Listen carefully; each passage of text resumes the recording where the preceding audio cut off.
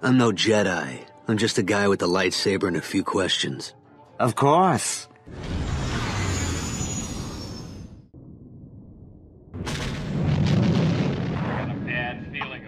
Hello everyone, and welcome back to Mortis FM. Today, I am bringing you a long-awaited lightsaber review and lore video.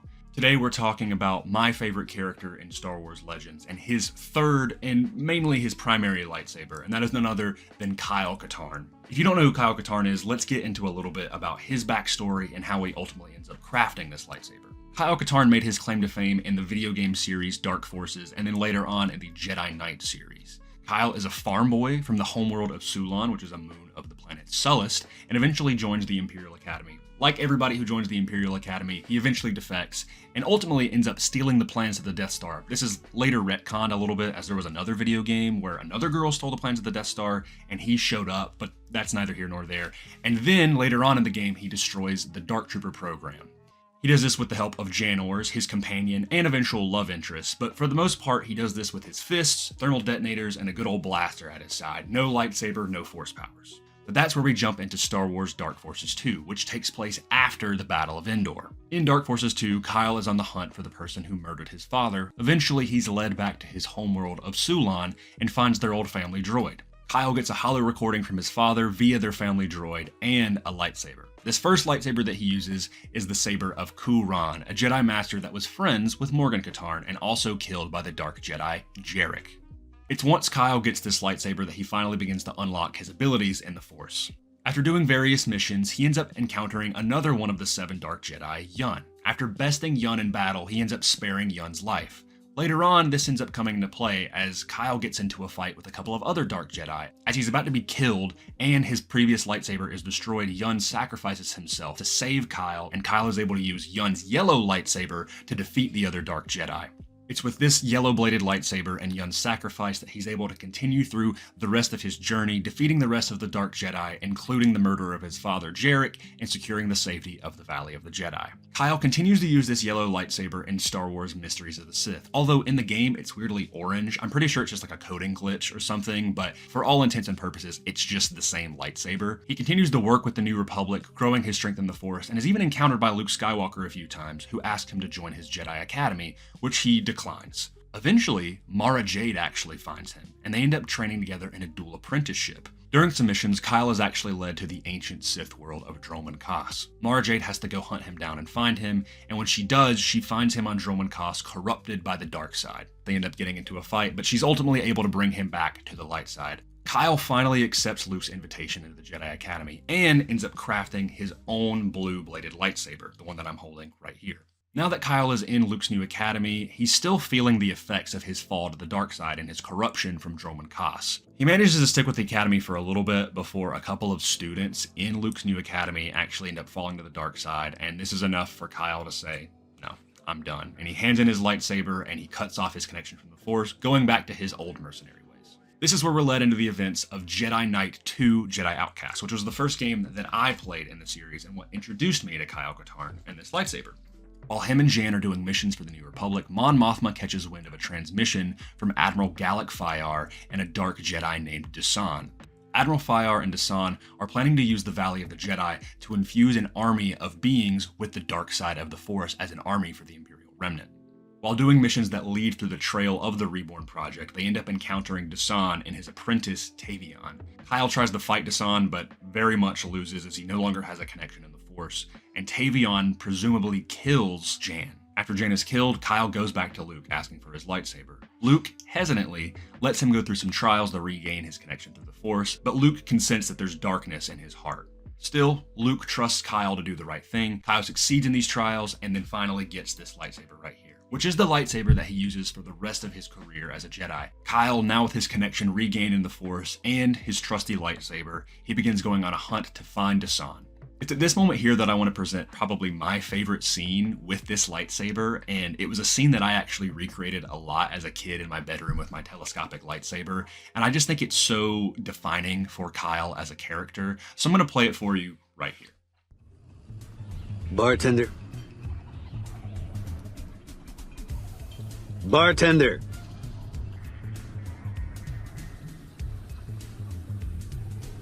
Ah, Jedis. I had no ideas.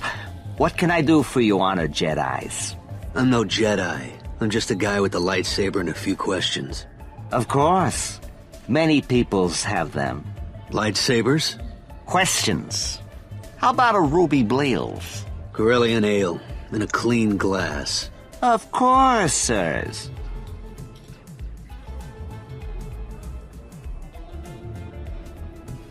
Now, you seek informations? What do you know about Relo Baruch?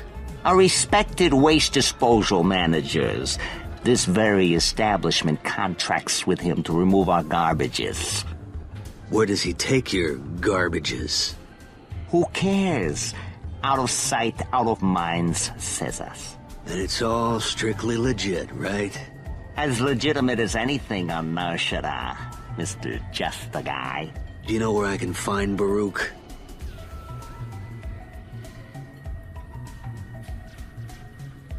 Trulies? Trulies. Wait here. I get them for you. Never trust a bartender with bad grammar. Of course, Luke's intuition is right, and Kyle does not fall to the dark side, although he does have some close calls. For example, he ends up finding Tavion, the apprentice of Desan, and almost kills her. Right before he does, Tavion reveals that Jan is still alive, which brings him back from that darkness. Of course, Kyle continues to grow his connection in the Force and the light side, and destroys the Reborn Warrior Project, as well as defeats Desan on Yavin 4. Luke inducts him into the new Jedi Order as a Jedi Master, and eventually his right-hand man as their Jedi Battle Master. So let's get into the details of the lightsaber hilt itself. So this is Warsabers Kyle Katarn lightsaber, and I truly believe this is the best Kyle Katarn lightsaber hilt on the market. I bought this hilt earlier this year, and eventually I was able to finally get it installed by my friend Jimmy at Jimmy's Saber Junk of KR Sabers, and I was so thankful that he was able to install this for me because it was a little bit of a difficult project, but once I finally got it done, I was so happy with it. It turned out amazing, and when he actually sent me the lightsaber after it was installed, he actually sent me these really awesome stickers. These are a lot of the KR Sabers lightsaber hilts, and these stickers were done by Odds and Sods Stickers, who's doing a line of stickers for their hilts. So the guys at KR Sabers are amazing. They don't make this hilt, but the guy who makes their hilts did the install on this for me, and I'm very grateful. So go check out KR Sabers, Jimmy's Saber Junk, and Odds and Sods Stickers. They are all incredible people. This is one of the best hilts that I've seen from the expanded universe, and I think it just has to do with the overall design and the color palette. The first thing I think is kind of unique to this hilt is the black ribbing. I think it just gives this really nice texture to the hilt. One thing that I love is the flared pommel with the cubes. I don't know why, I feel like this is very unique. You see a lot of lightsabers with the pommel cubes, but never really with like a flared pommel at the bottom. Another thing that I love is almost the perfect placement of being able to have a two-handed grip.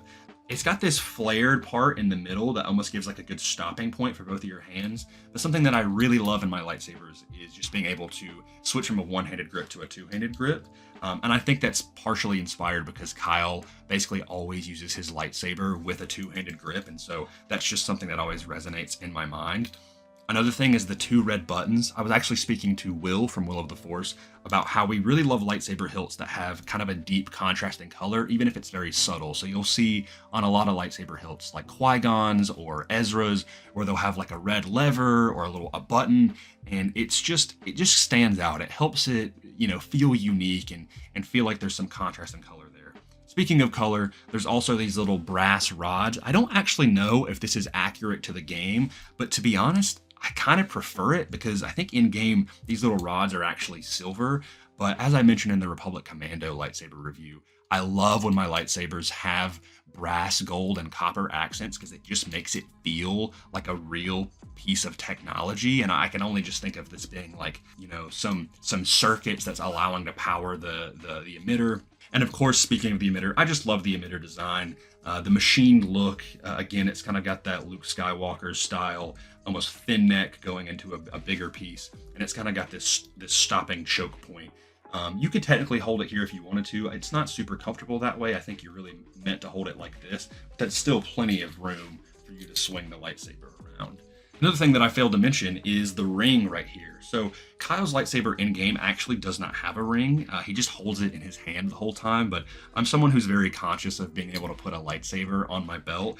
So Warsabers actually sells this little component piece where you're able to unscrew any of these little knobs right here and put this wherever you would like. So I put this kind of in the opposite direction of the buttons, so that way the buttons aren't hitting up against your leg and, you know, possibly turning on the lightsaber. So let's get into the insides of the lightsaber. So you unscrew the pommel down here, fairly easy. And we have one half of the chassis right here. It's got the kill switch, it's got the PCB to connect into the middle of the hilt, as well as the battery and the 28mm speaker. This lightsaber, it's very loud. You will see in a little bit. So if you want to get access to your board and your SD card, you're going to unscrew this part right here. Right there, and you can see we've got access to the board and the SD card, as well as the pins that connect to the PCB on the inside there from the other part of the chassis, and then you just screw that part right back up. You'll also notice there's a little bit of weathering and stuff in here because I actually had someone do a little bit of weathering prior, and then I cleaned it up a little bit. I wanted it to not look completely trash, so you can see around the pommel cubes there's kind of some dirt spots, and there's actually some scuffs on here as well. I don't know if you can see it right there. Yeah, you can. But I dropped the lightsaber at a lightsaber meetup. Thankfully, nothing was damaged. This is a very durable hilt. So it just gave it some very natural weathering, and I'm personally not bothered because in Jedi Outcast, Kyle is throwing his lightsaber and it's dropping all the time. That's just the way of being a Jedi. One last thing I should mention, I also put a blade plug in here. This is not one that actually came with the hilt, but I thought it was very fitting. And it also had the perfect kind of blade depth in there. So I think it really suits the style of the hilt itself, and it makes for a very nice display piece. So that's pretty much going to do it for the details of the hilt itself. Now we have to take it outside and, of course, swing it around, get a feel of what it's like with a blade in it. It's cold. It's really cold. Kyle Katarn, at your service.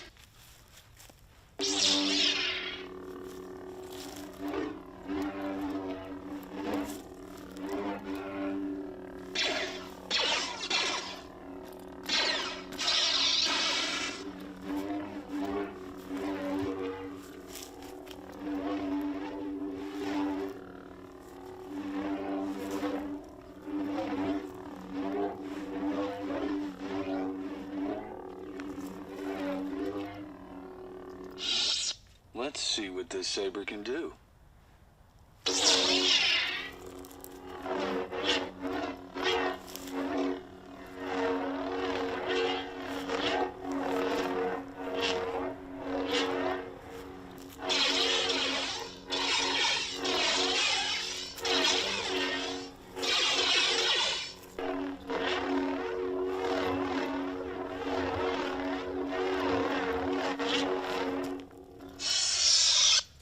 May the Force be with you.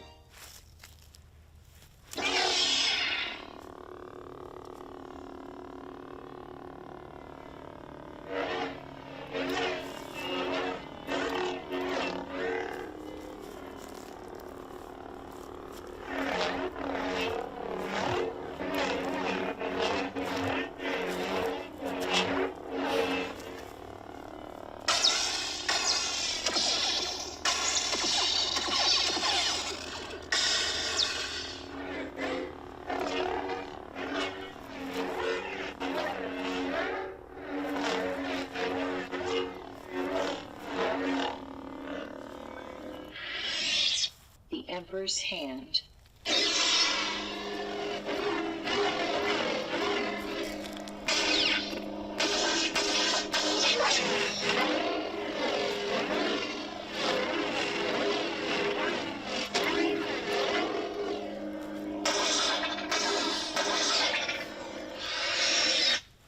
Balan's skull.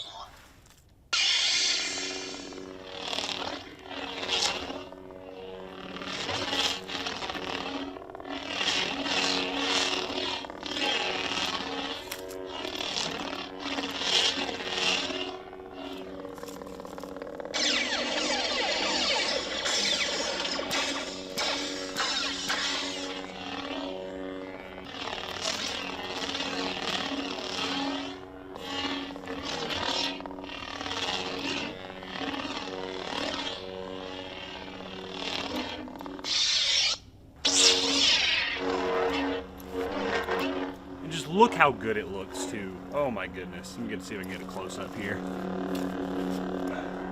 Oh my gosh. Just look at the reflection on the metal. Just so good. Obviously it's pretty dark without the light of the Saber, but I mean, come on. Oh yeah. Oh yeah, buddy. That's gonna do it for this Lightsaber lore and review video. Thank you so much for watching. If you're interested in more of this type of content, please let me know. I'm very passionate about it, as you probably already know if you're a fan of our show. So if there are any sabers you would like to see me discuss, please let me know in the comments whether I have the hilt or not. Would love to research a hilt and just talk about it, you know? Make sure to follow all of the people that I've mentioned that helped me assemble the final product, whether they installed it, whether I bought it from them, whether I got their sound font. They're all dope people, and they're great people in the community, so cannot love on them enough. So, with that being said, may the Force be with you. Be kind, be well, and go get yourself a lightsaber.